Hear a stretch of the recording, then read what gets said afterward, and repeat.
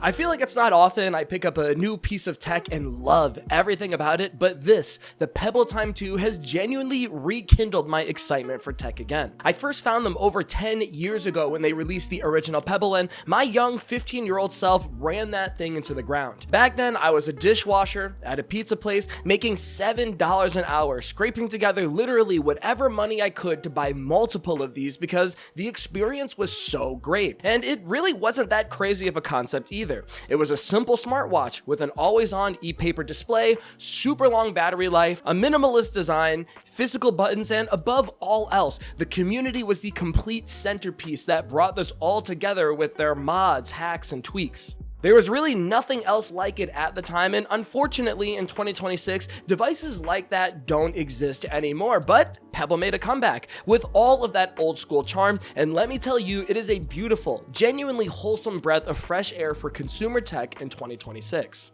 Let's talk about the build, for example. I find it to be completely different compared to other smartwatches we have today. In my opinion, it's got this retro, low-key, vintage look to it with a modern twist. It's rectangular, slim, kind of like an old-school Casio for those that know, with a stainless steel frame, textured metal buttons, a 1.5-inch e-paper display that looks like a regular digital non-smartwatch when just sitting there showing the time. In fact, that's probably one of the things I like the most about this watch. On first glance, it doesn't obviously look or feel like a smartwatch, especially when using the right watch bands. For example, I use this leather Nomad band when I'm going for a more formal look. It just blends right in. If I'm going to the gym, I have this ribbed silicone band, which helps it look super sporty. I have this stealthy black magnetic link band for when I'm out and about, or nylon fabric for more comfortable situations. And since this watch uses the standard 22mm strap size, all of these bands, aside from the Nomad one, I got for under $20 on Amazon, and there are literally thousands more to choose from that are equally as cheap and super accessible. Because the body of the watch is so minimal, it seems to pair perfectly with almost any band, so please go crazy.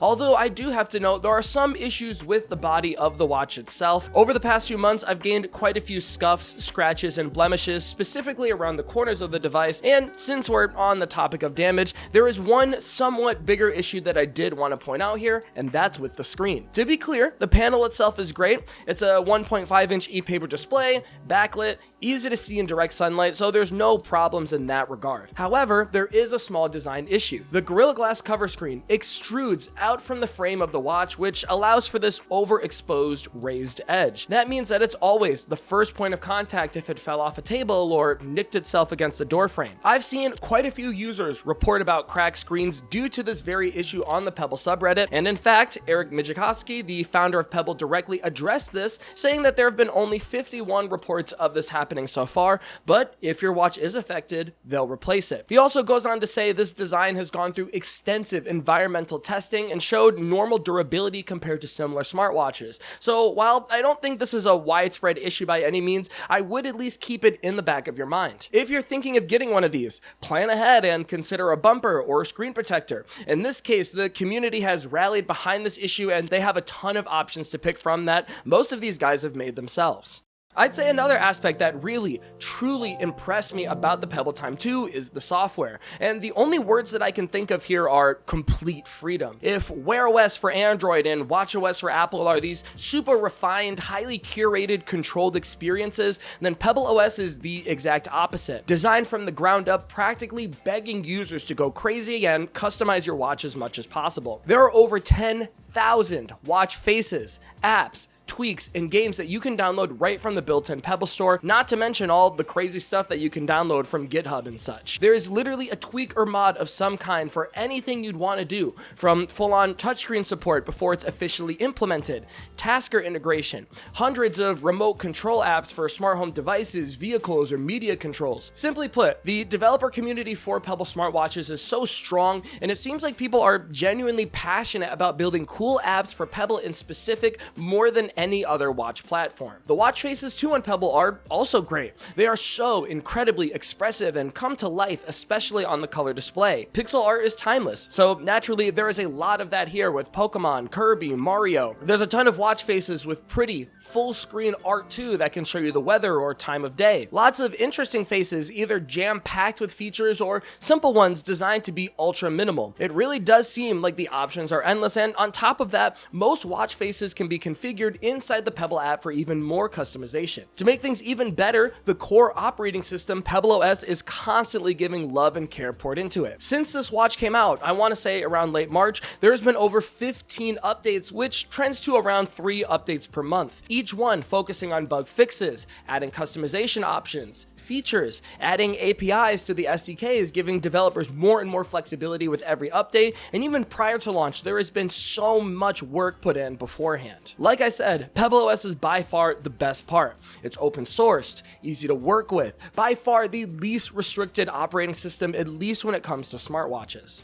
In addition to all of that, there are also some health features built into the Pebble Time 2 if you wanted to use them. I have to say, I do use a Fitbit Air for all of my health metrics, that being sleep tracking, step tracking, workouts, etc. I love it specifically for workouts, and I prefer the Fitbit Air over a smartwatch for health stats anyways, and I don't want to change that. That said, the Pebble Time 2 does have a heart rate sensor and an accelerometer that can track your heart rate, of course, steps, and sleep automatically, and data for that can be viewed via the Health tab inside the Pebble app itself, although there is support for Health Connect, which allows you to use Google Health if you so choose. And based on what I've seen from my own experience and feedback from the community, I would say the health metrics are fine. Heart rate is decent. Compared to my Fitbit Air, I find the heart rate sensor trends to be within the same general ballparks, maybe trending a few beats per minute slightly faster or slower depending on the activity. Step counts are generally fine as well, even though I find the Pebble Time 2 detects certain stationary standing activities as a walk, like if I'm standing cooking a meal or washing dishes, it detects that as a walk for some reason. And of course, sleep tracking is okay.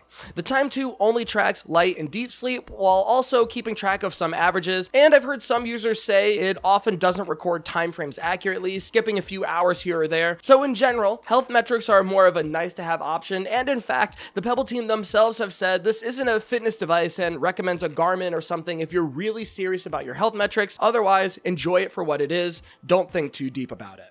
Finally, we can quickly close this out by chatting about the battery, which is by far my favorite part, and I find I can easily get around 20 days, maybe 25 on a single charge. I've never quite reached that advertised 30-day mark, but more than 2 weeks is incredibly good for a smartwatch in my opinion. To be clear, I don't use the watch for much. I don't consider myself a smartwatch power user by any means. I mainly use it for telling the time and notifications. I'm not playing a ton of games or using maps or sleep tracking or sending voice memos or using it as a remote or anything like that. Very simply, telling the time and notifications, and that's it. I have the backlight on only when I tap the screen and a relatively low powered watch face where, like I said, I get around 20 days, and that is more than enough for me. I originally moved away from typical smartwatches because I hated the fact that I needed to charge them every day.